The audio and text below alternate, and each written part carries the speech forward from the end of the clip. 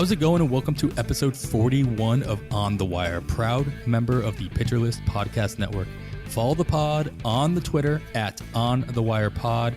Of course, if you're listening on a platform that allows ratings and reviews, please take a second to let us know what you think. I am Adam Howe. You can follow me on the Twitter at 80grade. That's all spelled out. I'm once again joined by Kevin Hastings, who should be followed himself on the Twitter at HastingsKevin. How's December been treating you so far, Kevin? By the time this episode goes out, should be the 26th or so. So the year's almost over. How's it going?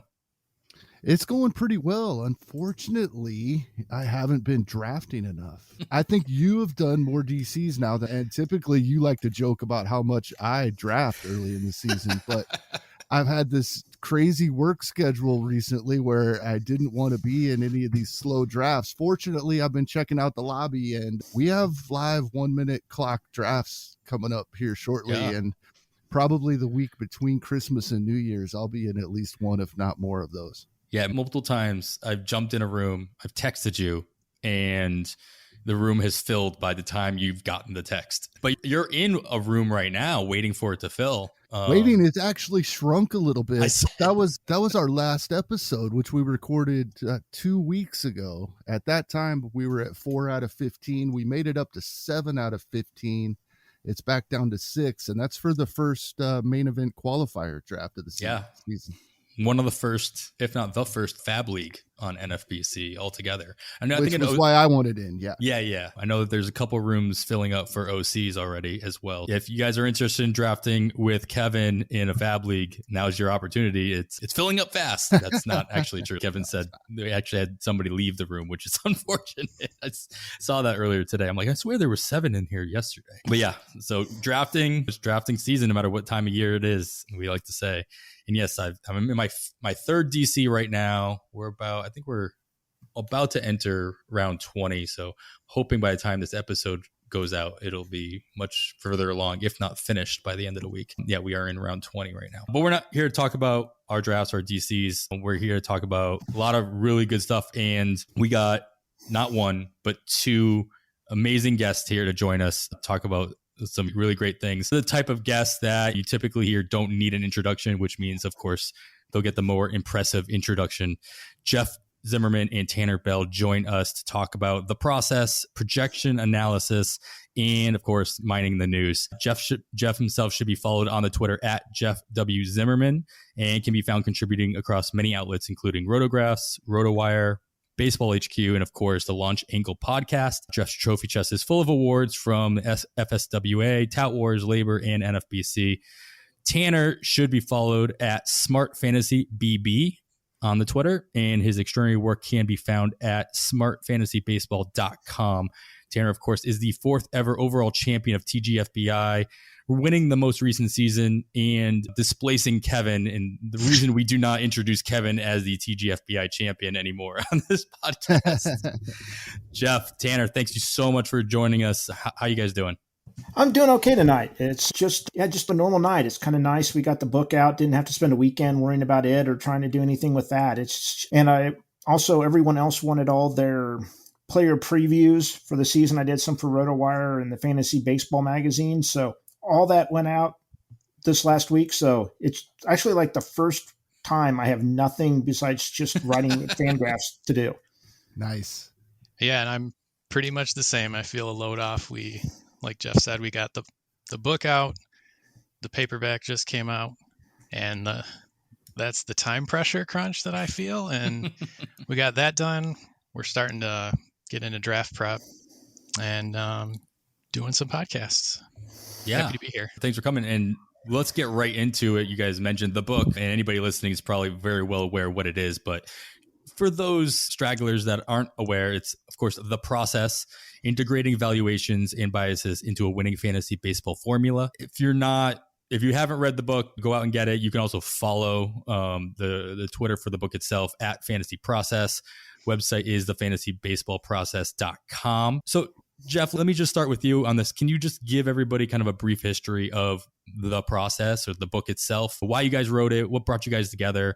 I'm sure you've gotten tired of talking about this in general, but for my own sake and any stragglers who aren't quite aware yet, can you give just a brief synopsis on what brought the book to be? It was really like a weird coming together. It was just like, I was like, hey, I'm looking at doing this. And was there be any interest? And it'd just be more of a change. And then Tanner's like, yeah, I'm interested in it. And then we just started putting together our ideas. And all of it seemed like interesting until it became like the last 10%. It was like the editing and just like really cranking through the end. And it was painful. I'm not going to lie. And then and was trying to get the editors to come through. And we have just some continuous disagreements, even years later. The pitcher hitter split. We have talked about that like constantly. Like if there's a lot of disclaimers in that area, it's because we each wanted our own opinion with it and we both just go at it. So it's a tough concept. It's not an easy one to go through. And it's also just been like with the changes of what's happened through time and how things have changed. And some examples that we go through the book, and this is a good example. And we just keep it. And then there's other ones that's like, yeah, this has got to go. It's dated or something. I remember one time we had Mike Trout stealing bases, and it's like, well, that ain't happening anymore. Got to change that example. And so there's a lot of stuff like that where it's like just reading through it this year. Yeah, that's not good. No, that's just how it came to be. And it was tough last year. Like we started getting into it, and with everything going on, it's just like, it ain't happening. So we put out the appendix with everyone with the standing gains points and the standings and some of the stuff we worked through because we had a short year and how we'd work through it. So that appendix had a lot of information, and this year's like we cut it, I think, a third of what it was, just because it was like we don't have to have this partial season and all these other comparisons going on, because you couldn't take the 60-game season and know that those are your RBI limits. You had to look at the year before, but then try to look for any trends in between. So it was tough setting those numbers then. This year, it's just we'll just go off the previous season because it's the best we have. There's no way we're using 2020 and 2019. Right. It's just too far away. Yeah, you talk about the kind of butting of heads between the two of you, and we've talked about on this podcast just about co-managing a league, never mind writing a whole book.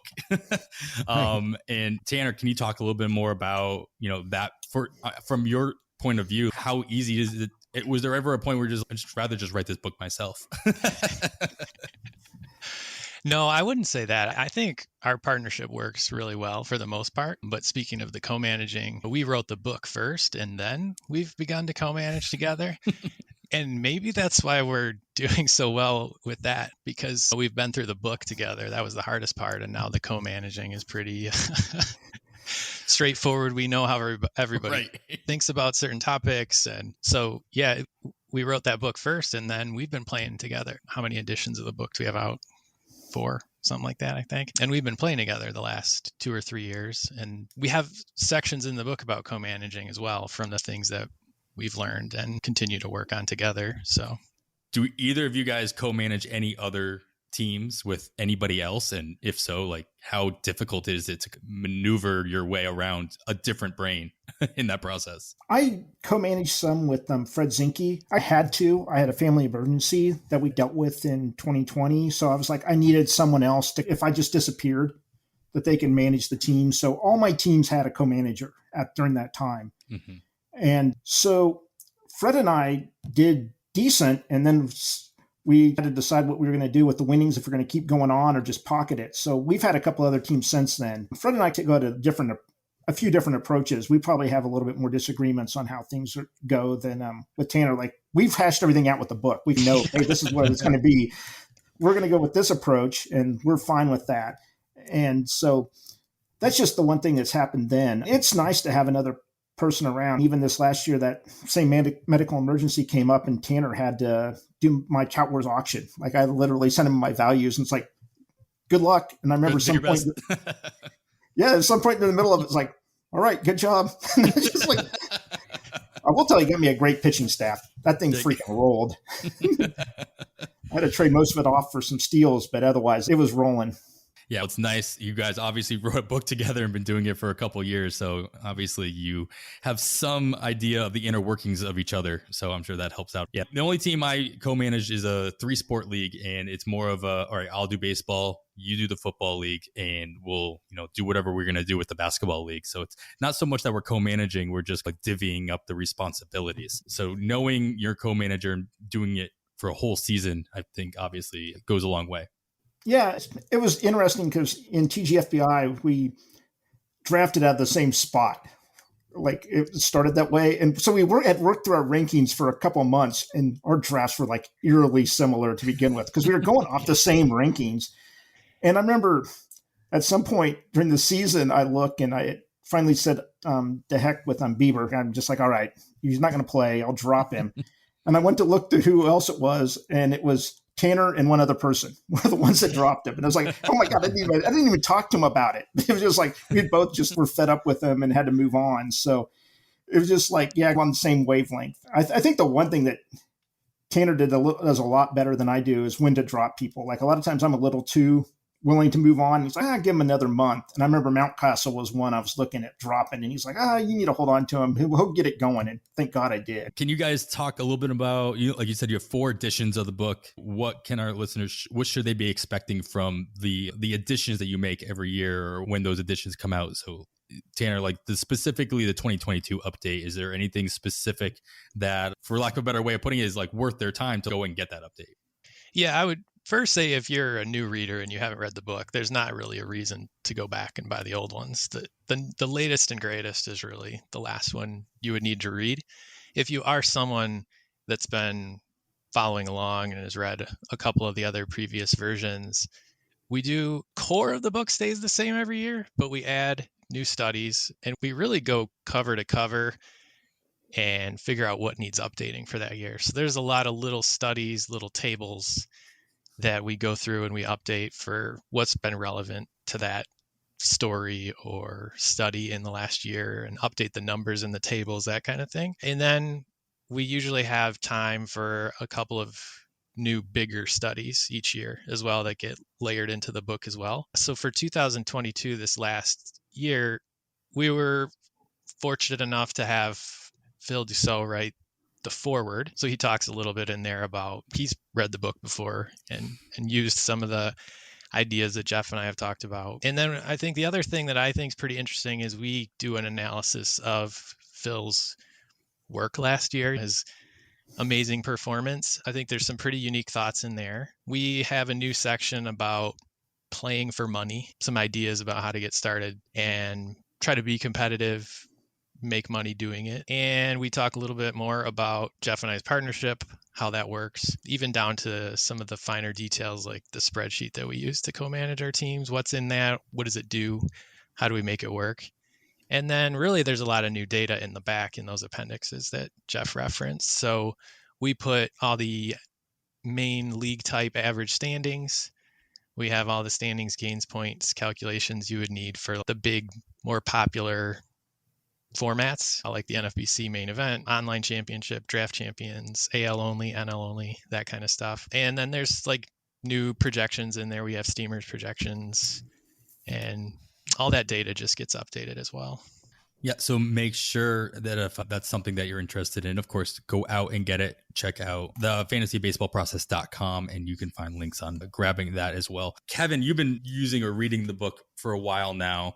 And as Tanner, as you mentioned, you did the foreword with Phil Dussault and all in his success. I also noticed on the website, there's all these people saying really good things about it. Kevin, go ahead and gush about what you find useful or what you found useful of the book in your success as a TGFBI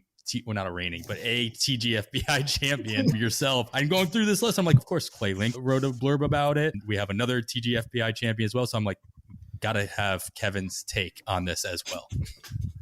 Yeah, I think what's funny, I remember right as the season ended, I sent you a message, Adam, and say I'd like to think that Tanner Bell's new bio isn't co-author of the process. It's unseated Kevin Hastings. But no, yeah, I love the process. And what I love about it is it takes a lot of ideas I've had in the past, and it explains them more clearly. So even though it's some stuff that I have thought and believed before, it makes it easier. Breaking down your projections to a per plate appearance or per at bat basis for when you're changing projections, right? Not just giving a guy a bump in stolen bases because you think you should, that type of thing. I have firmly believed that for a long time. And this just, their studies that they put it in black and white in front of you just reinforces that.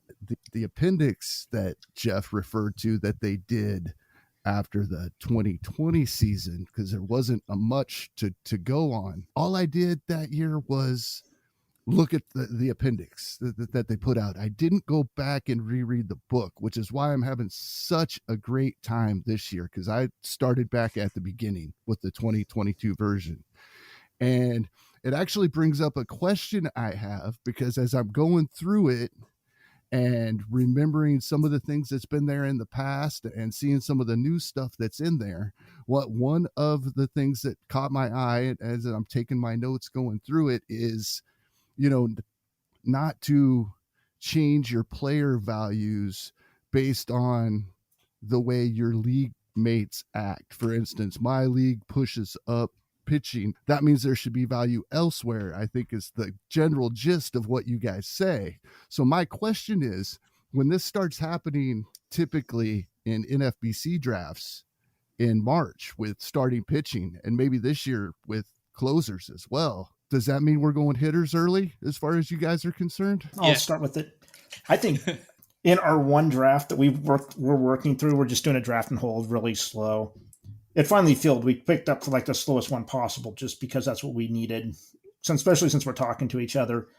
But for us, I think we found that there's like this nice middle ground, but at around like round 6 through 10, that there's some really nice pitching in that area, that you can get some hitters early. And I don't mind like one of the top guys. Like if Cole falls, he's fine with me. Some people disagree with that. I mean, you can go off of what his talent is, but there's a few of them that are really going to throw the innings and beat you at the top. But then there's the second tier. I'll kind of get like the last one of them. And then there's just a bunch of guys to take a chance on. And those are the ones I keep talking about, that if I was in an auction, I would just grab like 6 of them and then just get a couple of closers. Because it's like the problem with the draft always is like, oh, they're all going in 3 rounds and I want 6 of them. I can't do this. It's just the numbers are impossible. So you have to get it to work out, or if you can find some later or not. But no, it's just like in the auction, there's just a whole grouping in there. We don't know exactly, like you can pick them apart, but if you end up just getting 6 of those guys, you're going to have a nice little base and you can work with the rest of it. As for the closers, right now it's interesting, and we'll have to see how it goes, but we don't have everyone signed. There's a lot of teams that are just it's going to clear up. But the problem is we're not going to get anything to clear up for 2 months. So everyone's going to be drafting. They're going to want their closers. We're not going to know what it is. And then everyone's going to re-sign again. And then the draft's going to look completely different. Like we're going to know, do the Royals, did they sign someone and bring someone in? Did the Rockies sign someone and bring someone in? There's all these ones that there's a chance for them to bring someone in. And we just don't know yet. So I think people are like, they want at least one of these guys, and then they don't care after that. And if with everyone kind of doing the NFBC ones, is they're going for the overall, at least with the 150s, the 15 teamers. The 50s are more of the standalone. There is an overall component, but I think 3 teams get like money or a free team or something like that. But they're generally just a standalone. But yeah, those 15 teamers with the overall, people are going at those with kind of different approaches, but they still need to have some saves. I think if going back to the theory and the root of your question, I'm a big spreadsheet guy. I run everything through a spreadsheet and it tells me this is what a player's worth. And I think that's important to do, because you need to know how far you're deviating from these theoretical values. And yes, every league is going to have something that gets pushed up. But I think you need that anchor that's telling you how far you're reaching. And at some point, it doesn't make sense to reach into absurd levels. I do think that what is hard to quantify when you're doing like these NFBC drafts is that overall aspect, like Jeff was talking about. And because when you run these standings, gains, points, values, and whatnot, you're calculating the value for that player for your league. But as I was thinking about this, it would be very difficult and very hard to try to also quantify the value in the overall. And that's why you see the scarce things get pushed up there. People are playing that higher level game a little bit. And if you do want to play that higher level game, to some extent, you do have to keep up with the Joneses and try to get the starting pitching, get the speed, get the saves. But the problem is, you, like Jeff was saying, you only have so many draft picks to do all this with. So something has to give. But I think you need to keep balance in your decision making and have that anchor of what the values are telling you, so that how badly you're pushing and how much danger you might be getting into by getting out of balance. So Tanner, you mentioned it a couple times, so I want you to just elaborate a little bit on exactly what SGP is, and why it's important, why you've mentioned it so many times, and why people should be paying more attention to it. Yeah, so SGP stands for standings gain points, and it's at its core, it's a system for ranking rotisserie players. And it exists because it's hard if you have to compare a 280, 20 home run hitter to a 240, 35 home run hitter. Like, how do you actually decide which of those statistics is more valuable? And this is a mathematical system that uses league standings to try to approximate and help you make those decisions and figure out, this player is worth $17, this player is worth $15, so that you can then kind of use it for decision making throughout the draft. And I don't know how much detail to go into, but as I mentioned, it looks at the standings. So just as a real quick hypothetical example, if you had the home run category and you had a first place team had 300 home runs, second place team had 290, third place team 280, that you can see there's like a clean 10 home run jump to move up one spot in the standings. It's never that simple, and there's instructions on how to calculate all this out. But once you know that it takes 10 home runs to move up one spot in the standings, you can figure that out for the other categories.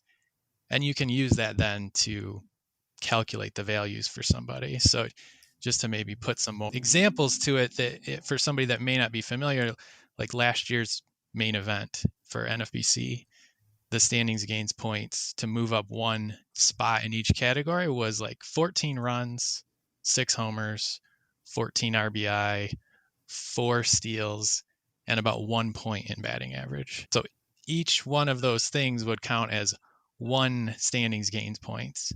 And if you go through and assign how many each player standings gains points is worth, and then you start multiplying it by league budget and all that, you can get to dollar values. Or you don't have to go all the way to dollar values, and you can keep it just at, this player is worth 18 standings gains points, this player is worth 17, and you can use it to make decisions about who to take first and whatnot.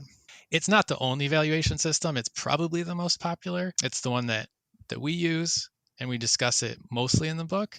But there's a couple other ones too out there. There's a Z-score system, and then percentage valuation method is the one that I think Todd Zoli uses. And you can Google all these and search how to do them. But I think they're important to help you get that base that I keep harping on, so that when you have some context for if you're making a good decision or a bad decision. Do you think that this valuation for SGP or standard game points is more valuable depending on the format that you're using, whether it's a draft and hold versus a fab league, where you can obviously make those pickups and change what that base is throughout the season?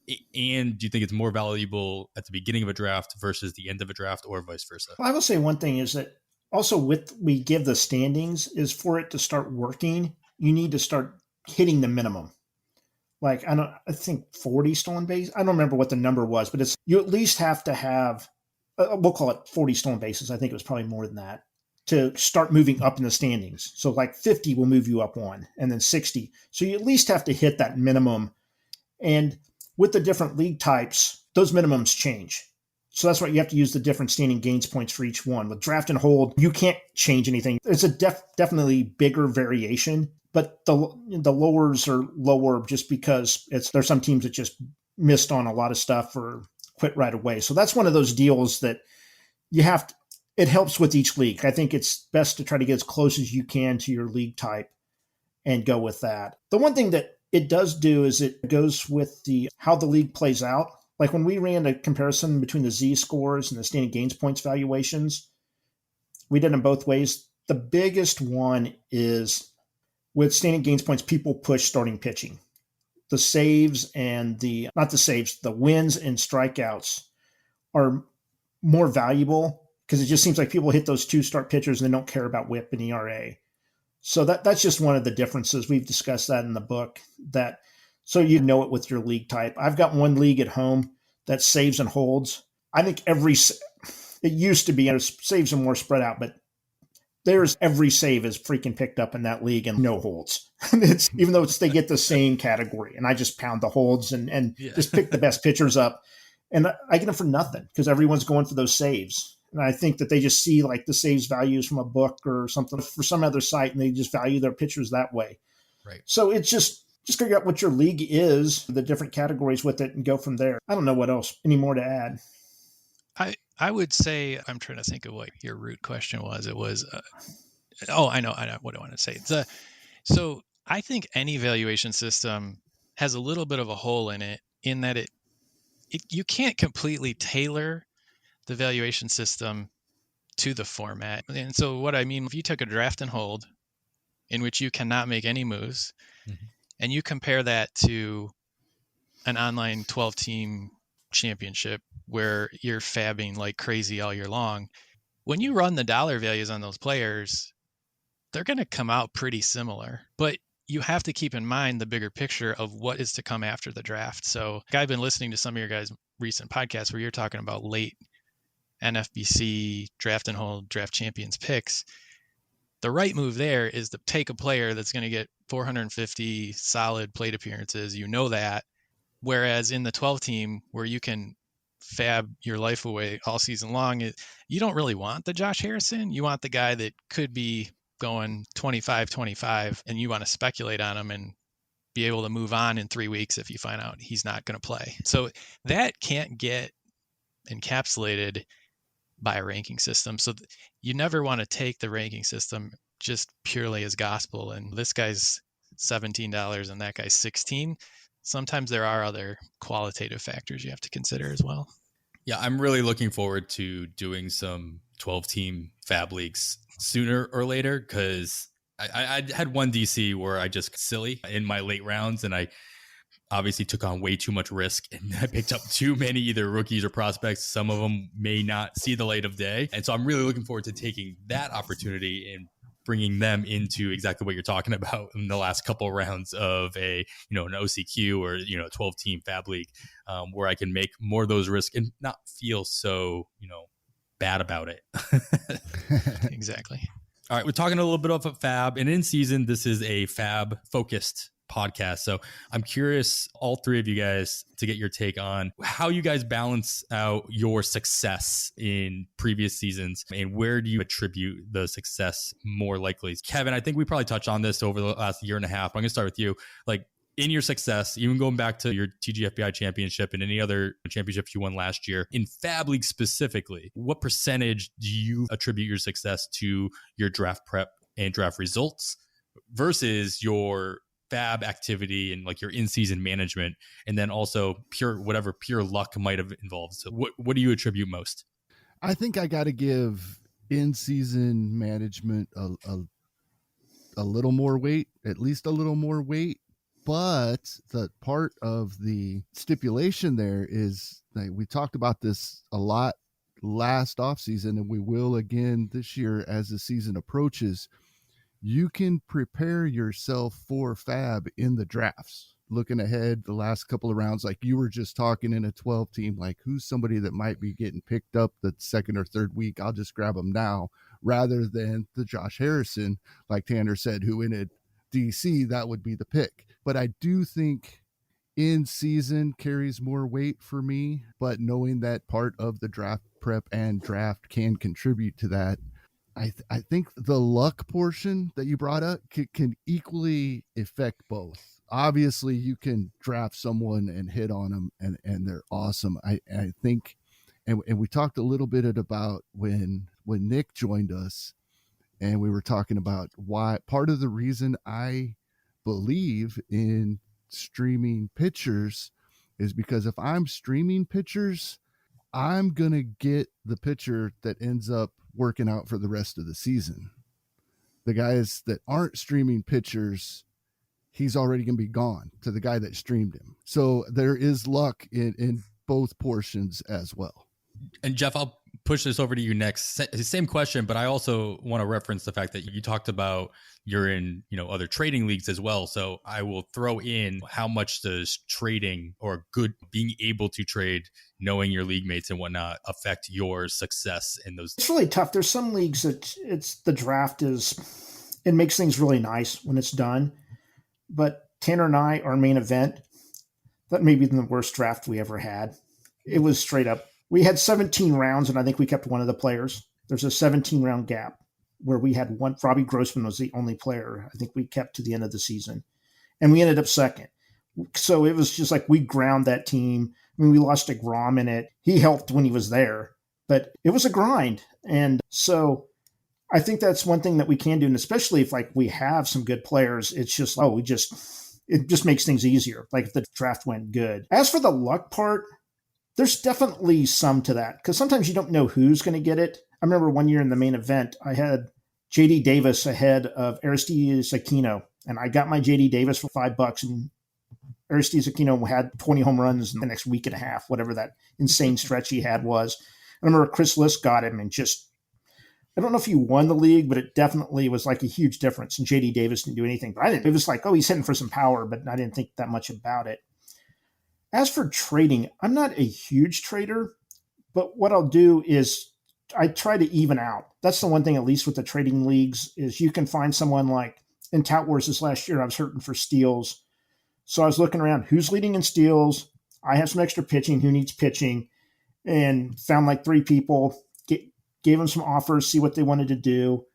And I think I traded Charlie Morton and Freddie Peralta for Whit Merrifield. And it was one of those deals where it was like, I needed some steals really bad. I was dominating pitching. So it was like, all right, I'll lose these guys, add him.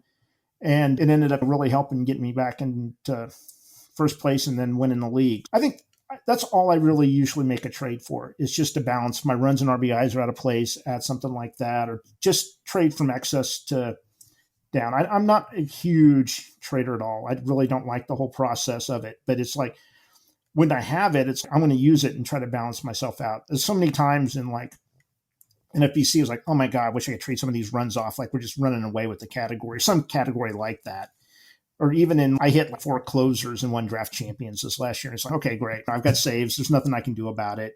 But the deal was, they were some of my better pitchers. Like they're helping my ratio. So I just kept adding to it, adding to it. So that if you can't trade them away, it's just like you build the excess, but you just need the other categories. But no, I really grind the in-season. In the online championships, I led out all teams in at-bats. So I just ended up getting the most plate appearances. TGFBI, I was around the top 5 in at-bats. I know Tanner ended up beating me on that. And there's a few other things. Dave McDonald's just a little bit ahead of me. And then Steve Weimer was the only one to beat me in the main event. So it was like I had a top 5 team in each one of those in at-bats. So I just each week just grind out those runs and RBIs, especially on the hitting side. With the pitching, it's a little bit more different now. You can't just grind out those innings because there's some really bad pitching, especially in the 15-teamers. You have to balance it a little bit more now. It used to be just throw anyone out. You backing more and more away from that the last year or so.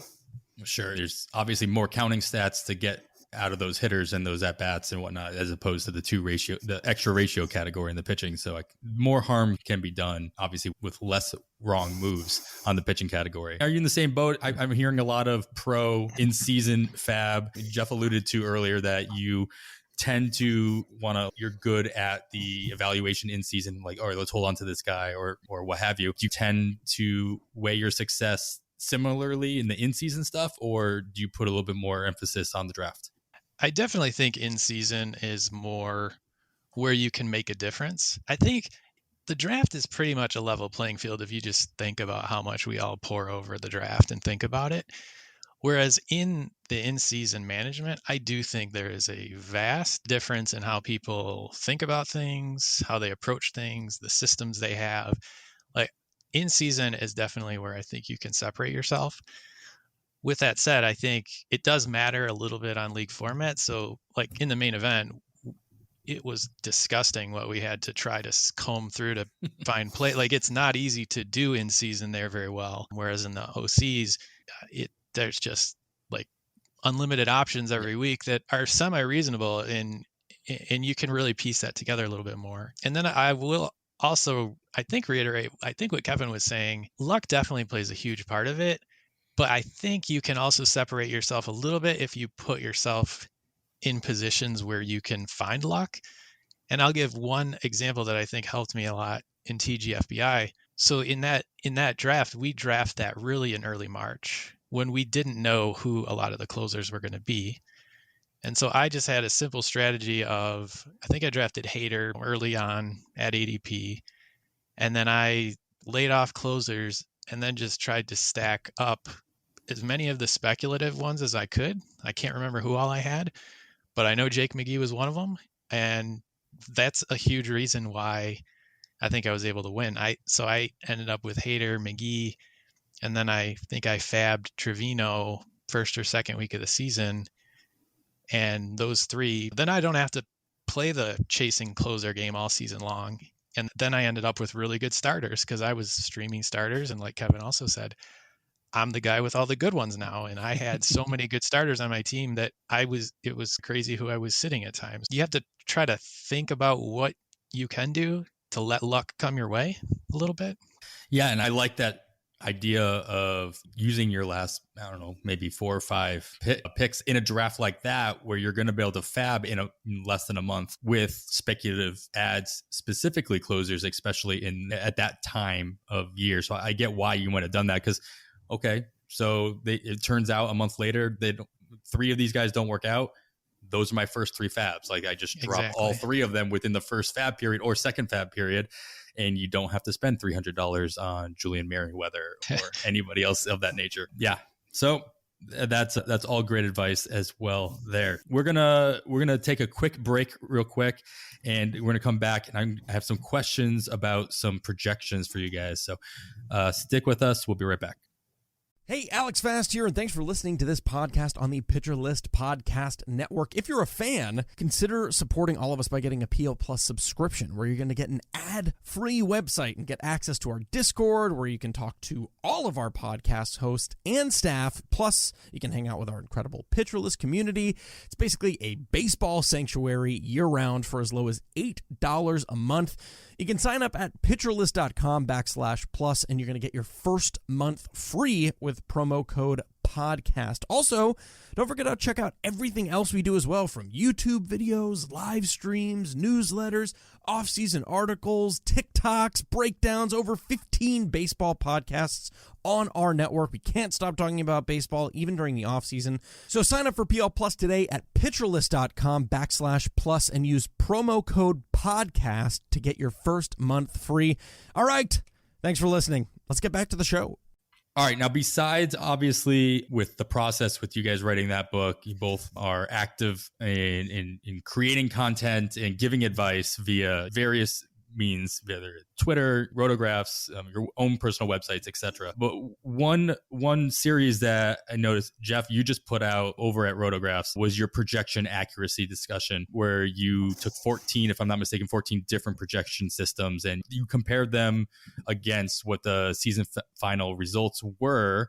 And I'd love for you to give our listeners an overall, what did you get out of that? What did you find? Big picture. And I think for any specific details, everybody should be going to check out. I think there's nine episodes, nine editions of that series that you put out, and go read all the specifics in there. But is there certain projections that fared best in each area? What kind of projections were you using? I know you use a mix of, paid versions and, free ones you can find over at Fangraphs on the player pages and what have you. And my biggest question about it is that, in your opinion, how much of your findings do you think is predictive of how they might do for next year's projections as they start trickling out. There's 2 or 3 of them out right now, and we'll start seeing more of them come out in the next couple of weeks, but by the end of the year, I'm sure, and then into January. Yeah, it was. I don't know if I'll do it every year. I'm just going to straight up say that. It is a pain in trying to be nice right now. Got to keep it PG, but yeah, it was a pain. We'll leave it at that. There you go. It's all the names are misspelled differently and trying to get them to line up and different hyphens and different players. And then Rasball uses this different apostrophe that drives me completely nuts all the time. And Rudy knows about it. There's no loss about it. It's been mentioned multiple times. But so there was a couple things I wanted to do was to see the big one was to see how the playing time compared. That was a big one. Like who kind of guessed who was going to do what the most. And then there was another one, which no one had done, was to compare them time-wise. Like I did one, I took the projections the morning TGFBI started drafting. So it was about a month ahead of time. And then I did one Thursday or Friday morning before those last NFBC drafts. So it was about a month apart. And I wanted to see if the playing times were really that much different. And they weren't. I thought there might be.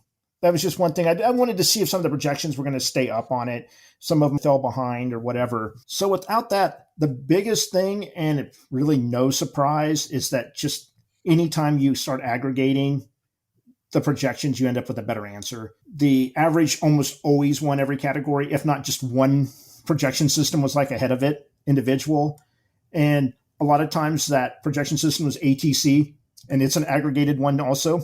So it's one of those deals where it's just the multiples of the brain, multiple people bringing them together is the best way. And I don't think you need to aggregate all 9 of them, but I think that there's a way that if you take different people, especially with the playing time, Todd Zola has one way to look at it. The guys at RotoWire has one way to look to see what the playing time is. Jason Martinez at Fangraphs, he runs ours. But that's just 3 people. You kind of even have your own. I think it'd be great if there was like 100 people doing the playing time.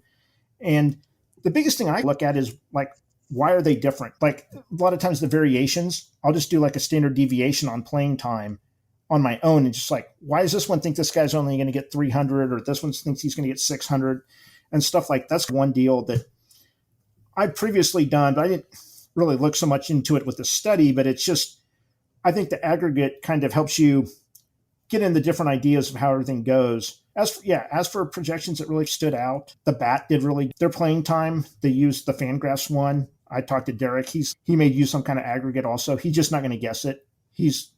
All of his stuff's just like per plate appearance, per inning pitch, stuff like that.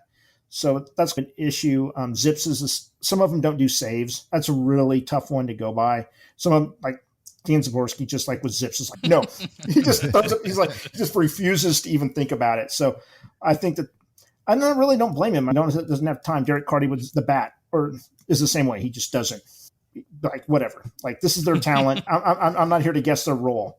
Sure. And I think that's important is just trying to piece all that together. But no, I think end up using the aggregate. There was the one thing that I found interesting is it was really far off from this season's average. Like obviously they overprojected for last year, like the run scoring, and it went down. But even between them, there was a huge difference. So right now, I think I might be wrong. Zips is sort of coming out, but it's just Steamer and Masterball Zola right now. Once we get some more, I'll start comparing them and being like, this one thinks the run environment's going to be here. Like you can, and if you think where the run environment was, any of the ones that guessed that was amazing. There was one time Dakota hit one of them almost dead on, and they were by far the best just because they hit the run environment. I think that's a key but it's tough to know what that run environment is. So I think that's where the aggregation works the best. Instead of being on one or the other extreme, you just ride with that. So it was definitely an interesting experiment. And the main thing I was just try to get people with the different projection systems and see if you can put them together. I know Tanner kind of has a tool to do that. I have my own way since I have the Fangraphs database. I can work my way through it. Like you said, there's only those 2 out right now that at least I'm aware of, at least. And I know Zips is trickling out as well. Kevin, last year you put out a great article over at Pitcher List comparing, I think it was, you used Steamer, because at the time, I think that was the only one out at the time as well, to what the ADP was at the time on NFBC. Is there, first of all, are you planning on doing a similar article soon this offseason? And what did you find as a correlation between the values of certain players to where they were being drafted compared to where the projection was? Yeah, I plan to do a similar article. Last year, I was only 1 year, but it worked out with nearly every player mentioned in the article. And I don't think that's a victory lap for myself at all. I think it is a victory lap for the projection systems. When I was on Dugout Study Hall a couple of weeks ago, our friend Alexander Chase, he mentioned if everybody follows projections, you would expect to have a mid-pack team if everybody hits 50th percentile. And I get that. The problem is not everybody does use the projections. We think we're smarter. In general, we think we're smarter than the projections, but we're not. That's what I take from that article. So the projections end up outperforming ADP. Now, also we're back to Justin Mason's 14 of the 15 players drafted in a league are setting that ADP as well, and 14 of the 15 aren't winning that league. So that's part of it as well. To answer your question, yes, I do plan to do it again, and it just verified to me why there's more things to look at there. It's taking out my biases is what I'm doing. And that's why I look at several of the projection systems. I look for outliers between the different projection systems. And I'm really careful not to use the outliers that I tend to agree with. If I like that player, Steamer's got him hitting 42 home runs. That's not good enough reason. What I should be doing is saying, but everybody else says this, say it's going to be less. So I'm a huge fan, obviously. I talk about it a lot. And it's to take my biases out is the whole point. Yeah, you talk about how I like your reference to Alexander Tracy talking about how it's 50th percentile or what have you, but it is interesting to look at projections and seeing these numbers. You'll be like, you hear this all the time, or you either read it or you hear people talking about it on other podcasts. And I'm sure we said it as well. That seems about right. Like I agree with that projection. Right. Tanner, how do you recommend to your average fantasy baseball player who's not going to make their own projections, maybe isn't even as good at spreadsheets? You talked about yourself as a spreadsheet guy. How do you recommend the average player use these projection systems or projection system in general? Do you think that it's better to pick and choose, going through Jeff's articles and being figuring out this projection did really good with playing time, but this one did really good with ratios and this one did really good with this other area? Or do you just tend to stay away from altogether and just trust your gut? Yeah, I kind of view using projections as a little bit of a spectrum. So if I'm just getting started and maybe I'm not good at math, I'm not into spreadsheets really, I would probably just use a well-documented, well-trusted system, like something at Fangraphs. We know aggregating projections is better than not, so you probably should use something that aggregates. And if you're just getting started, typical home league, you're probably going to be leaps and bounds ahead of anyone else in your league. If you're using that and they're using whatever comes ranked on the default website that you're drafting out of. If you want to level up a notch, I think almost all the projection systems are going to be very similar in the skill-based portion of the projection, but where you're going to start to make a difference is in the playing time. And we talk a little bit about this in the book. If any projection should be thought of as those two aspects. So the skill-based part of it would be at a real high level, how many home runs per plate appearance is this player going to hit? You can go even further into fly ball rates and launching, all that kind of stuff if you want to. But if per plate appearance, if you broke everything down, that if you looked at different projection systems, they're probably going to be very similar. But when you multiply that by 550 plate appearances or 650, you're going to get a very different answer. So that playing time moves the needle way more than the skill-based stuff. I would start to formulate opinions on where you think playing time is wrong. I think that is where you're better off spending your time than thinking you're going to out projection a projection system. That's the next thing I would get into. And then leveling up either further from that would be, now I am going to try to out projection the projection system. I'm going to try to figure out where these things are wrong. And that's where you get things from Jeff's articles, like Mining the News, whatnot. Like you're looking for changes in skill level, increased fastball velocity, changes in fly ball rate, like batted ball profiles, that kind of stuff, where you think something is not being accounted for properly. Like if you think player's going to hit 50% fly balls now, and he was 50 last year, but 30 2 years ago, and that's dragging the percentages down, and you want to fully weight it 50% fly ball right now, that's how you're going to get an edge there as well. And so I would go across that spectrum and phase up over time as you get more comfortable working with them. Yeah, I think one of the things with playing time can change the projections, like lineup position. If you're batting first, you're not going to get the RBIs, and the projections may be a little bit slow at moving that around. Like you notice that the team in spring training is batting this guy leadoff, and he's going to have 100, possibly 100 runs, but only 50 RBIs. You can make that change. But like I said, that's not the talent in his change. That's just the lineup position. And another one is with starting pitching roles. Like, for example, Drew Rasmussen was amazing as a reliever and really mediocre as a starter. So depending on what the projections do and what they think he's going to do, you need to sometimes, as the roles change with starting pitching, you need to come up with your own projections, because a lot of times they middle the road on that. And that's a tough one. That's one thing we did provide in the process, is like Steamer did give us like a starter only projection and a reliever only projection. And it's pretty nuts. It's like DeGrom's like starter projections better than any reliever projection. He's just amazing. It was just like, okay, you've got it. You're very It's good. all yours. Okay, we get it. Yeah. But those are the two that it's not even really their talents change. It's like the playing time. Again, you have to figure out what the team's going to do and what their role is going to be. And it's just pounding that during spring training, finding those guys are going to move up from ninth to first in the lineup. And I think we spotted Robbie Grossman this last year and noticed he was batting first and playing every day. And it's like, you got to maybe give him 600 plate appearances. And I think we had him valued as like 11th rounder once we did all that. And it was like he wasn't going in the 11th round, so we were able to just play some ADP chicken. We lost a couple times, but most of the times it paid off.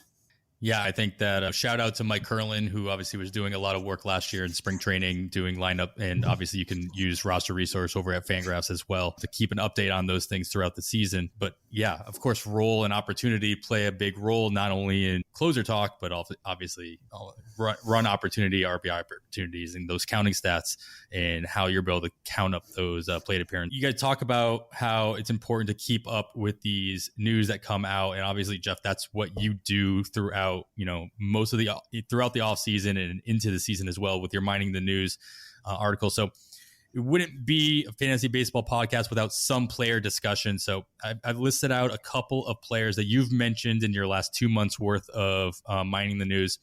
And I'm curious to just get your guys' take on some of the situations that kind of came about in the last, the 2 months. I think your first article of the offseason was November 12th. At least that's as far back as I'm going. And your most recent one came out a couple days ago as we're recording this on the December 16th. So not sure if you'll have another one by the time this pod goes out on the 26th. But no, there's no news. Okay. All right. Cool. Yeah. That's the thing. We're in a situation where we could talk about anything right now and put this podcast out 2 weeks from now, and it'll still be relevant because nothing's going to happen. Well, that's just it's like when I did that one, I'm like, I'm just cleaning house. And some of the stuff wasn't like greatly relevant, but it was just like, I'm emptying everything out, and I got a nice clean slate, and we'll see if anything. There really hasn't been. I'll read some. I think I have 10 articles to look through for stuff, but I'm really have like hope for maybe finding one nugget in 10 articles there that's useful. I'm going to go position by position around the diamond and rotate amongst you guys throughout this podcast to get your take. If Jeff, I'm going to start with you with catcher, but if Tanner, Kevin, you guys have anything to add, by all means, let's get everybody's take on this. On November 12th, Minding the News, Jeff, you saw that Joey Bart wasn't guaranteed to be a full-time catcher in San Francisco, even with the retirement of Buster Posey, as referenced from Grant Brisbee's article in The Athletic, speculating he may see between 60 and 100 games. Now, on the flip side, you referenced Ann Rogers' article over at Royals.com regarding the possibility of prospect MJ Melendez playing close to every day by way of playing multiple positions, including third base, outfield, backup catcher to obviously Sal Perez and designated. Curious, what situation are you more likely to latch onto in a two-catcher league, as you specifically said about Joey Bart may not be rosterable in a one-catcher league. So in two-catcher leagues, which one of these situations are you more likely to latch onto? And then follow-up question to that is, of these two, with Melendez currently going with an ADP of 425 and Bart going at 275, which one of them becomes, one-catcher league viable first? I really don't think it really depends on league type is what I'm going to say. If you're in a draft and hold, I think it's Bart. Like, you have to get those plate appearances. Like Melendez is, the Royals, any infield situation they have is a nightmare right now. I think they have 3 shortstops on the team, like 3 third basemen. That could be brought up. It's like with Witt, Lopez, and Mondesi are all shortstop. Like, who's going to play where? It's one of these situations there's just not enough spots, and there's going to be someone at the end of the year that's going to guess this right, like in a draft and hold, and just clean house. And then there's going to be other people that just aren't going to get any plate appearances. So I think like Joey Bart with like a halftime is great in a draft and hold. There's catcher gets so bad toward the end that he's just a fine ad there. But if I'm in a redraft and Melendez, I think he's a better hitter. And if he's playing DH or moving around the field or being the backup catcher, he's one I'm going to take a chance on. And if he's just not up and not playing, I can just drop him and move on. So I think like in a one catcher, Melendez is going to be the one that could end up being viable. But it just has to be a redraft. You have to be able to drop him if he just doesn't get called up.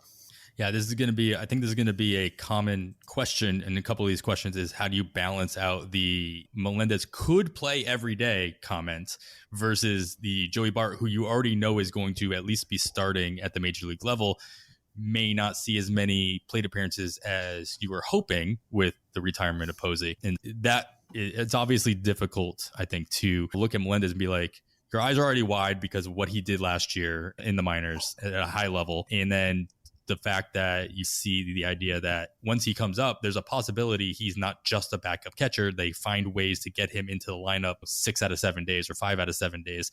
And then he becomes that much more viable, like you said, in a one catcher league, if that happens to be the case. I guess I question, Kevin, you talked about this last week on our last pod. You basically said everything Jeff said about there's too many mouths to feed on the Royals team, and Melendez kind of fits into that same boat. Yeah, I keep hearing this, and I'd love to see it. He had an awesome 2021. It would be great to see if he can carry that over to the major leagues. But yeah, Jeff's 100% correct. There's too many guys on that infield right now. And that when we start naming guys in the Royals infield, we're not even mentioning Carlos Santana, who probably isn't as bad as he was in the second half. It looks like he was playing through injury. Ryan O'Hearn is still on the 40-man roster. We're not even considering him when we start making Royals lineups as Royals fans, and he's still a part of that team. So as of right now, I don't see where Melendez will fit. I hope he does sometime during the season, but I agree with Jeff, everything he said. All right, Kevin, I'll go to first base with you. On November 30th, Minding the News, Jeff referenced The Athletic's Zach Meseal's article regarding the expectation that Bobby Bradley will be the Guardians' starting first baseman, assuming no major changes to the rosters take place before spring training or even during spring training, putting him in a position of guaranteed playing time from the start of the season. On the opposite side of things, we talked about Max Muncy's torn UCL in the December 7th edition, referring to Sarah Wexler's article over at Dodgers.com, making his opening day status very much in question. How do you weigh the consistent production Muncy has provided over the past few years, paired with the looming question of playing time compared to Bradley's situation going into the 2022 season? And I mentioned here that currently Max Muncy's ADP in December drafts is still at 117. Bobby Bradley's still at 392, but Muncy's ADP has been steadily dropping. I guess I'm saying dropping as in it's getting higher in the past 2 weeks. The number's getting bigger. Yeah. Yes, thank you. And we're Bradley's slowly climbing up, and we'll see where he ends up in March, obviously. And as a very small sample size, Max Muncy just went at pick 250 in my current DC. I got picked yesterday. So, how do you balance those two things? This was really interesting to dive into because I went straight to Bobby Bradley. I pay a lot of attention to the AL Central because I watch nearly every Royals game. And I remember Cleveland fans were really happy about this move when Bradley finally started getting the starts at first base in June. And he took off. 8 home runs in the month of June. He's never been a high average guy. He does strike out a lot. And his overall numbers for the season due to that hot start in June didn't look horrible. Now, by not horrible, I'm still talking a 208 batting average. And we don't care about OBP other than how it will in 5x5 rotisserie. I mean, OBP, it can lead to more runs scored, of course, and make good things happen. But as far as the bottom line, the final stats looking back, we don't care. So when you look at what Bobby Bradley did, he was a Joey Gallo light. He did have that many home runs. Unfortunately, half of it was in June. Steamer for 2022 has him at about that same batting average, a slight improvement, but 27 home runs in 500 plate appearances. If that's the case at ADP compared to Joey Gallo at 194, you mentioned Bobby Bradley going at nearly 400. I'm taking the Joey Gallo light, Bobby Bradley. And that's the direction I started to go with this. And then I saw where you added where Max Muncy has went at least one draft recently. And if he's dropping that far because of the injury concern, obviously we know what it is, and he's trying rest and rehab for a torn UCL. That sounds horrible, but this is horrible because everything I've talked about so far this season is I'm not taking these risks early in drafts anymore. But this isn't early in a draft, and why won't he just play first base every day is where I'm going with this, right? If he's going to play first base every day, sure, he has to be able to throw, but not to the extent. We're not talking about a pitcher trying rest and rehab for a torn UCL. We're talking about Albert Pujols. That's where I'm going. So if I'm getting Max Muncy in the 17th round of a 15-player draft, that is 100% where I'm going, and I am taking that playing time risk, not hoping that it's not a risk at all in this particular situation. Yeah, I just talked in about 4 circles there, but that you pairing these two players together took me down that hole. I'll only add one thing is keep an eye on Josh Naylor. He's coming back from his own injury, and if Bradley starts struggling, see if Naylor works his way in at first base. I think that he could have, if he goes at first base, he'll have outfield first base, and in those deeper formats, he might be interesting. Yeah, he has a little bit of time at first base going into last year. I think in 15 games. Yeah. So in certain, like a Yahoo format, he already had first base eligibility, though I'm pretty sure I had first base eligibility. Yeah. But yeah, so definitely something to keep an eye on there. I like the call out there.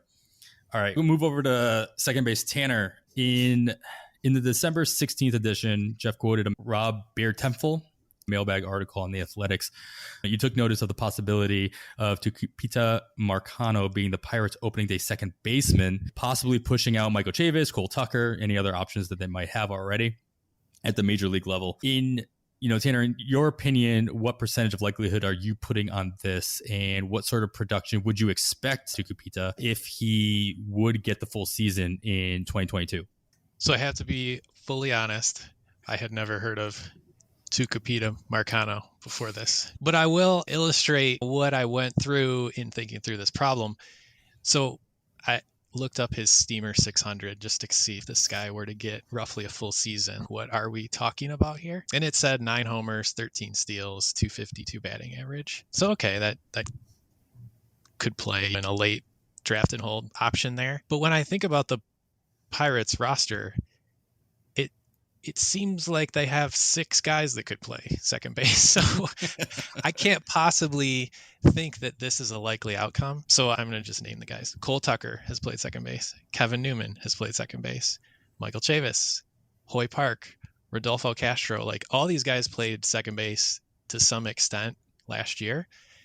And we know we have O'Neal Cruz maybe coming in to play short and suck up playing time there. Couldn't in any right mind put any likelihood that this Tucupita is gonna take that job. But the other interesting thing about like reading these articles, what it does do is it puts a player on your radar. So I'm probably never going to forget this name now. And if he does get called up in August, I have a little bit of an advantage on him. I started to build a little bit of knowledge about this guy. And if I see him as a recent call up in the NFBC main event, then I may be thinking, okay, I can pick this guy up now, but not now. But not now. Yeah. He's going, his ADP is 746. So like he is a last pick in these draft and holds, even in the DCs and this 15 teamers. So he is absolutely free. So if you want to take a flyer, this is the time, and the time will probably continue on as we go. And he's not even fully drafted throughout the DCs that have. So Tanner, I'll start with you in a very similar situation or a question regarding a third baseman. On December 7th, Jeff quoted MLB trade rumors Tim Dierks mentioning that the Phillies had signed Johan Camargo right before the lockout started to a guaranteed contract worth $1.4 million. Now, similar to Marcano's speculation, what chances do you see Camargo winning the starting third base job in Philly? And as Jeff said, because Alec Baum can't play third base, with especially with third base not being the quote deepest position from a fantasy position, and should managers be taking note here on Camargo's situation? When I'm thinking about this problem, I'm trying to think bigger picture than just what the current like roster resource or depth chart is going to show. So if you look at that right now, Camargo is the only option for third base right now. But Philly strikes me as a team that's trying, and I don't believe they would enter the season with him as their starter. Like I can't remember exactly, but when I was looking him up, he hasn't really gotten run as a starter intentionally in years. Like he's only been forced into roles when someone's gotten hurt, something like that. And Philly's signed a closer. They've got a starting rotation. The rest of that team's pretty solid. I would not expect they're going to go with him. And I would think that they're going to probably sign some other cheaper options. There's a lot of decent guys out there that could play third base, like Jonathan Villar, Solano, Jed Lowry, Starlin Castro, Kyle Seager. Like, I am not like up on my news. I've tuned it all out because of the lockout, but I could see them just going with a veteran like that with a proven track record that looks acceptable on paper to a fan base, basically. I'm personally rooting for Kyle Seager to now sign in Texas, because that would just be cooler. But if I had to guess, Kyle Seager to Philadelphia to start in third base would be my guess as soon as that can be a thing. I don't think Seager could sign a minor league contract going during the lockout here. Yeah, looking at Camargo, as I dug into him, looks like he's going to be like their utility player, like a Josh Harrison type, where if someone struggles or gets hurt at even like second, short, or third, like he's kind of might just plug in there. So I think he's one that I could see like in a 15 team where you roster 3 or 4 times during the year, depending if someone gets hurt, but he's not someone that you're going to have every week. But it was just one of those situations where it's like, as the teams are right now, but the deal is like the teams aren't going to be this way. And I think that one key is don't lock yourself into a player's value. Be ready to change as soon as, or at least hopefully whenever there's an agreement signed and we start playing again and players can sign. Just know that all your valuations are going to get turned upside down, and just accept that.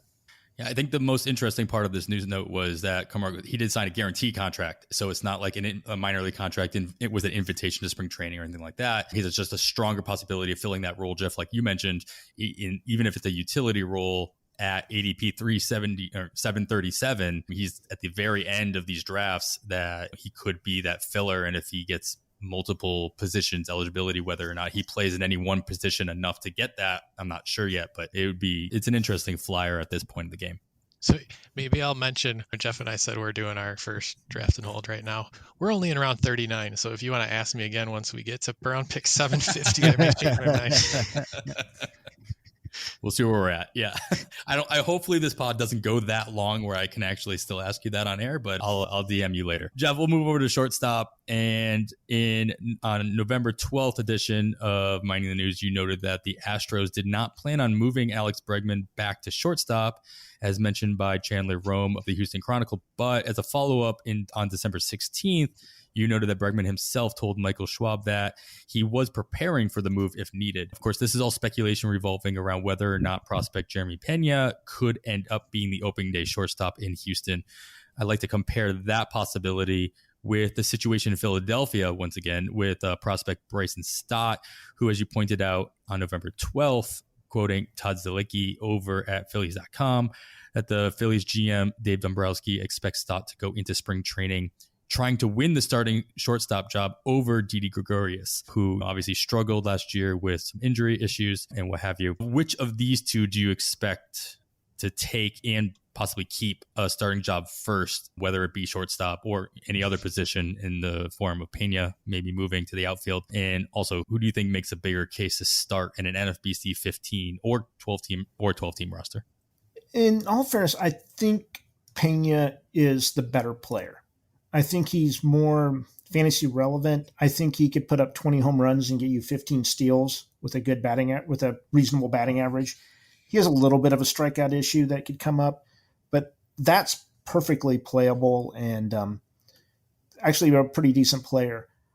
I just think the Astros are going to bring someone else in. That's what I'm worried about. If I was in a redraft league right now, if Kevin's fills up, I would take a shot on Peña in the last round. If it fails, you just drop him the first week and pick up someone else. There's going to be someone that you're willing to do, but if you hit on a 2015 guy in the last round, I think that's great.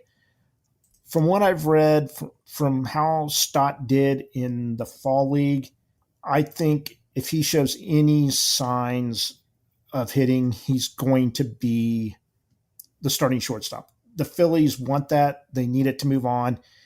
And also, there's been some rumors, I don't know how much to believe it, that Gregorius could go over to third base. Like, that situation's so bad. But I think they want Stott. So if you're in a draft and hold or for the guaranteed of probably 450 plate appearances, they might hold him back just to get depending on what the service time rules are, I don't even know that. I think he's the one more guaranteed to have the time. I think Peña is more of an either or, but it seems like the Astros are willing to give their guys like a shot. So I think I'm interested to see how Peña goes. They might bring in someone besides Diaz just to fill in the infield just for a bit, just as a backup. It's like a $2 million, $3 million backup, maybe bring in Iglesias or something like that, just if Peña doesn't work out.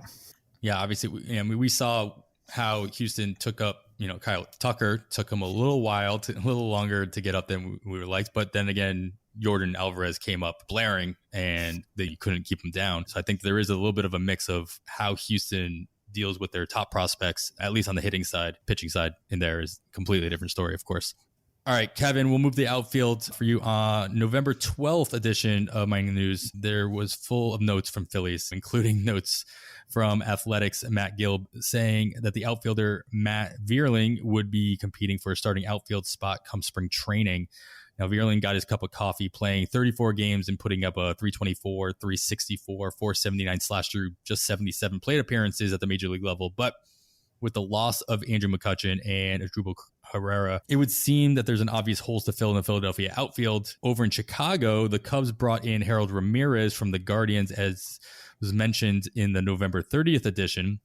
Quoting Steve Adams over at MLB Trade Rumors, Ramirez should also be expected to be competing for a starting outfield job with the Cubs, though personally I'd question whether or not he'll find an obvious hole there like we see with the Phillies outfield. Which of these two opportunities do you like more as far as playing time and opportunity to succeed as a late round fantasy dart? Vierling currently going ADP of 638 and Ramirez at 544. So they're in similar range, especially in these deep draft and holes that we're talking about. Yeah, as far as playing time goes, if they both were going to get playing time, these both have some appeal as I was taking a look. But if I'm going to bank on playing time right now, I have to lean Harold Ramirez here for the same reasons Jeff just brought up with the Phillies, not the least of which is I can't see any situation where they don't go get at least one free agent outfielder. So that's the problem with Vierling for me is then you got, like we said, we got Bohm moving around. If he gets moved off third, Gregorius moving over to third, all kinds of things could be happening in Philadelphia. And I expect a lot of things to be happening with Philadelphia once this collective bargaining agreement stuff is all worked out. So that, and like you said, there's no guarantee for Harold Ramirez either with the Cubs, but I think there's more there with Harold Ramirez and the way the Cubs have been moving along with their roster over the past season or so. I think he could get some playing time there. And Alexander Chase, who I brought up earlier, our colleague over at Dugout Study Hall, he had an amazing article last week called Fixing Hard Hit Percentage. And I won't go into detail. Go check that out at pitcherlist.com. But when there's a group of really good players and then another name, I go looking at who that is. And we got there in that article, there's guys like Vladimir Guerrero Jr., Manny Machado, Michael Brantley, Tommy Edman, and Harold Ramirez right there in the middle. So I go take a look at that. There might be something here. And as of right now, I think he gets more playing time in Chicago than Vierling in Philadelphia with what I think is going to happen with both teams. So that's the way I would lean there. Yeah, I think it's interesting I think we talked about this in the last episode as well, going over to resets or any other depth charts that you're looking at. And it's really difficult to analyze playing time solely based on that because a lot of it is throwing darts. A lot of it is trying to fill holes that either exist now, but may not exist, as Jeff, as you talked about, may not exist in 2 months, in 3 months, as more dominoes start to fall down. And Ramirez is listed as the fourth outfielder in Chicago right now, but it's so hard to take that. You have to take a lot of that with a grain of salt because the guys that are doing those things, they're doing their best. And obviously they have some insight, but I wouldn't take it as it's definitely not written in stone for sure.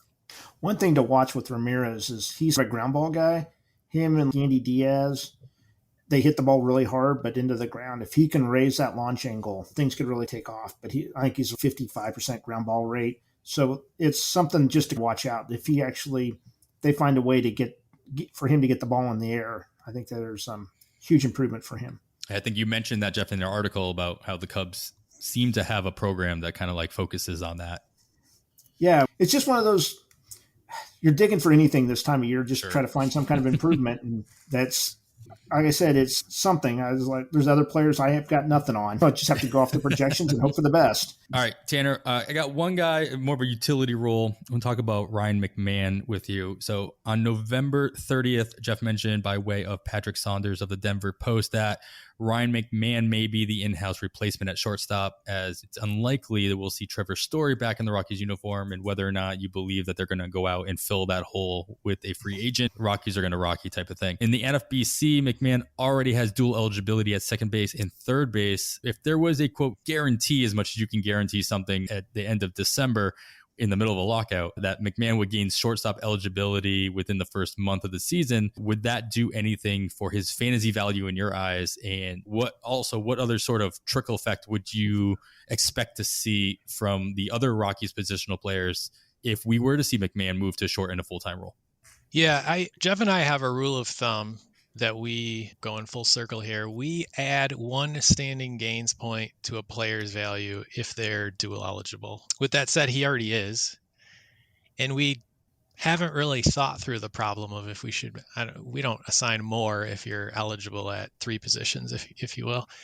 And he already has a pretty valuable set. Like he can do corner and middle already. So adding short, I don't think is going to get me, it's not going to tip the scales or anything where I, need to have this player. It's nice to have.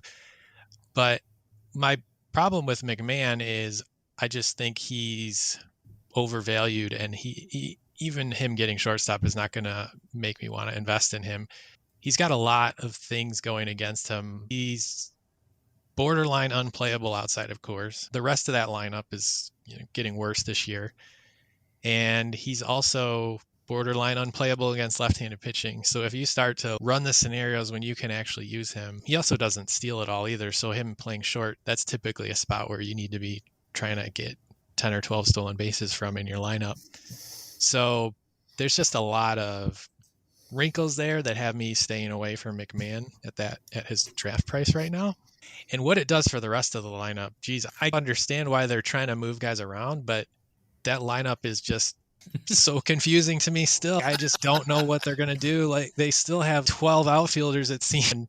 I think Jeff and I have talked about this. Like, we think that it's like Crone, Brendan Rodgers, and I'm probably forgetting somebody, but those are the only two that you can probably count on starting every day. And the rest of the outfielders, there's just so much uncertainty. They're probably streaming options when they're home and have like good handed pitchers coming their way. But other than that, I think it's going to be tough to roster them for the full season. Yeah, personally, I didn't think the shortstop eligibility on McMahon would add anything to his value. To the point that you said specifically, he already had the corner and middle infield. It's not like he was second short eligible like Rodgers is.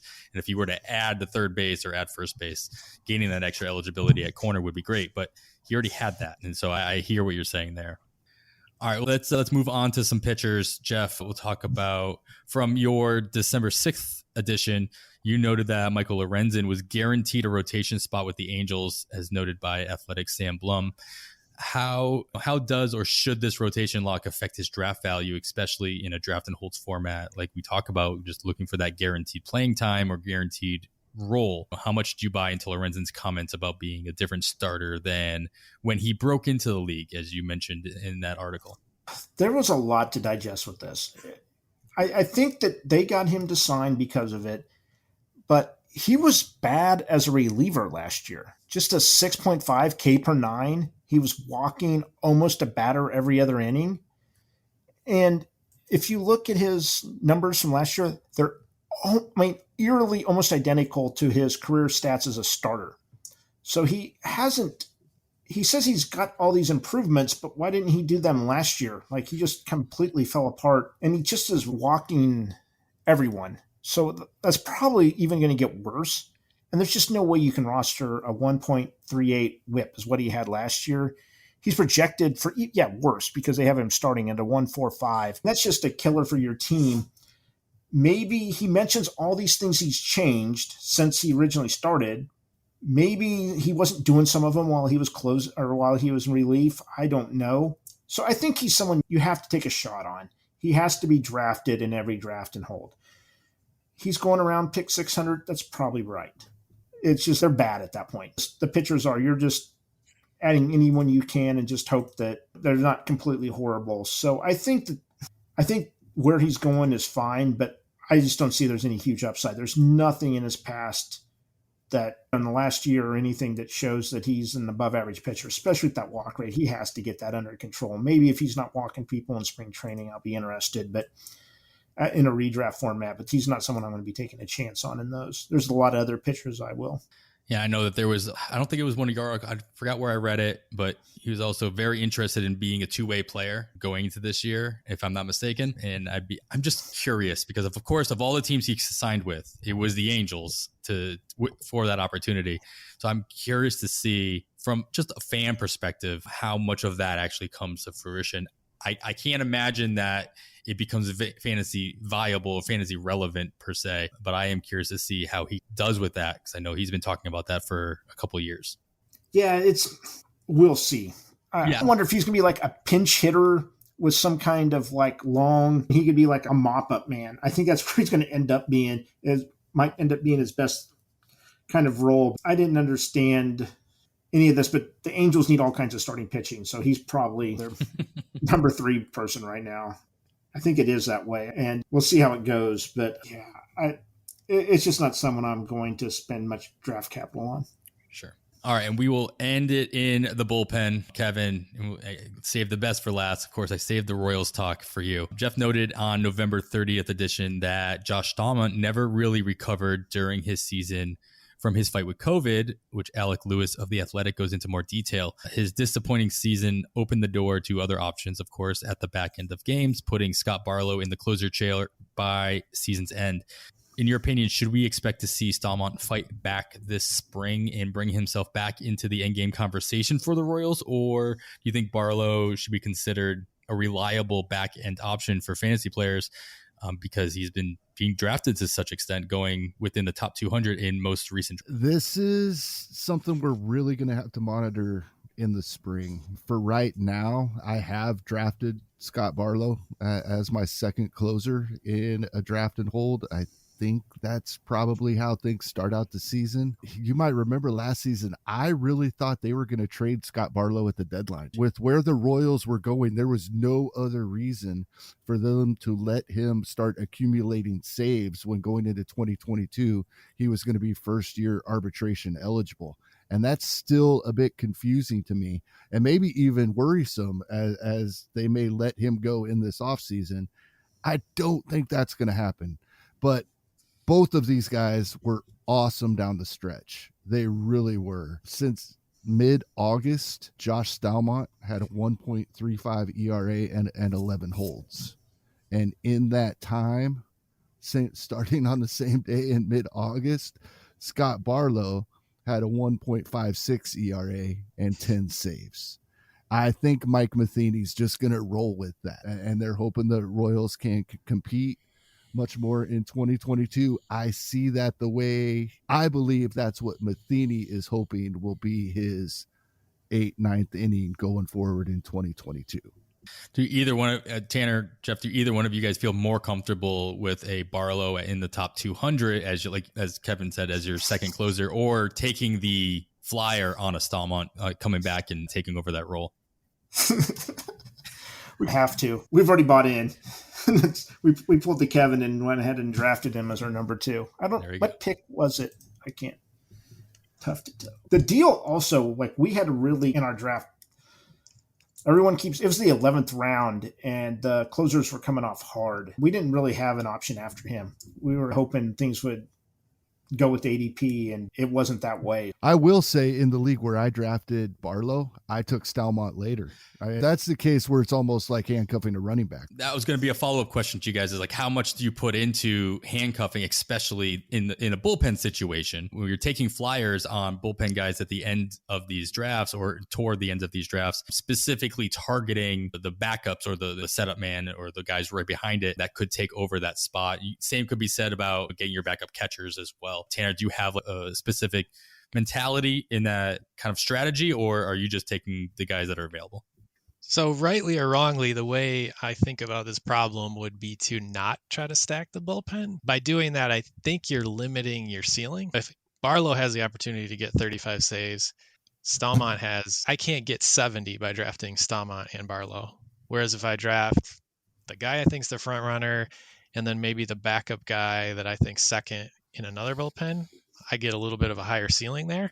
But at the same time, I'm very torn on it because in a DC, I probably just want to get 60 say like somehow, some way. So I could go either way on it, but maybe if you're thinking overall and you want to try to get 90 saves total in your bullpen, I would try to maybe split them and hope you get lucky. Yeah, we didn't have the option. It kind of, Staumont went a little bit earlier than I thought he was. So he went in the 31st round, and our backup plan was Cole Sulser. It's just a weird, it's not weird, but it's just the draft and holds. I've spent a lot of time trying to guess on bullpens and just had wasted picks where I accept being middle of the pack or toward the bottom in saves. And I'm not going to win the overall if things just don't work out. I'm not going to put a ton of resources into trying to hit the saves when I'm just going to be passing up on everyday hitters or okay, or what could be end up being decent starters. I think that Tanner kind of nailed it too. Is like it is the mentality, and we see this in a lot of, especially these earlier drafts, if whether or not you are going for the overall aspect of your league, if you're in a league like that, like a draft champions or what have you, or if you're just you're focusing solely on winning your league. I think that will change. Obviously, that's going to change a lot of different strategies in your draft strategy, and this I think wouldn't be an exception to that. All right. I think we've talked about some great players that Jeff focused on a lot of the Mining the News articles. We reference Mining the News plenty, and I know a lot of people do. So if you haven't heard about it before this moment, go check it out. I don't know. Like Jeff, like you said, I'm not sure how often we'll be seeing them until things can actually start getting rolling. Keep an eye on Rotographs and everything that Jeff is doing over there. And of course, Tanner is doing over at his site as well. And Kevin, I'll leave you with the final words, like any other additional words of wisdom that you can provide to those who are doing early drafts and still in the calendar year of 2021 going into the 2022 baseball season. No, just have fun, because there's nothing I'm adding to any strategy when we have the guys that wrote the book on it here. Trust the process. That's all. Exactly. That's all you had to say. There we go. All right, Jeff, Tanner, thank you so much for taking the time to break, all of this down with us today. Could you remind our listeners where they can follow, listen, read your work moving forward, as well as anything specific you may be working on besides the process itself, because you're done working on that for now for this year, and how they can what they should be keeping an eye out for? I'll be writing on Rotographs regularly. We're taking a break here over the holidays. I might get up an article or so coming up here, but we're definitely just taking a break. And then I'll write over at RotoWire this year, probably at least one article, maybe more a week, depending on how much time I have. And then, I'm just follow me on Twitter at Jeff W. Zimmerman. I'll have my opinions there. Some of them everyone will disagree with, but just get ready to have some fun. I just hope that we can just get a little bit more guideline. I think it's going to be really weird that it's just going to be like we're going to have this preseason and postseason this year. Not so much, that's not the right wording. It's like whenever we have guidance for what the season's going to be, that there's just going to be this whole draft season before that and a whole draft season after that. And just get ready for the big change once it occurs. Yeah, and you can follow me, Tanner, at Smart Fantasy BB on Twitter. And I'm an odd analyst. I don't really put out a lot of content, but if the spreadsheet thing interests you and you're maybe interested in learning and exploring more with projections and ranking systems, I have a lot of tools available that I publish on my website that can help you along that path. And then you can check out the process at the fantasybaseballprocess.com. Yeah, of course, as Tanner mentioned, it's smartfantasybaseball.com as well for his site. And we'll have links to all this stuff in the show description for anybody who just, glossed over what everybody just said and wants a direct link to all of that. So check that out for all the timestamps and all the stuff that we talked about, plus direct links to all that. We will continue to put out episodes every 2 weeks throughout January. So keep a lookout for those incoming and expect us to go back to a weekly episode schedule starting in February and going through the 2022 season. There are other amazing podcasts coming out every day on the Pitcher List Pod's main feed. So please make sure to subscribe to the podcast feed and the Pitcher List Fantasy Baseball feed itself, wherever you listen, and leaving a rating review, of course, as I mentioned before, is always appreciated. You can follow myself on the Twitter at 80grade, all spelled out. Kevin is at HastingKevin. Also make sure to follow at Pitcher List Pods to get updates on every new episode of all the Pitcher List Podcast Network shows and give them all a listen. Thanks so much once again to Jeff Zimmerman and Tanner Bell for joining us. And on behalf of Kevin Hastings, I am Adam Howe. With that, we bid you goodbye.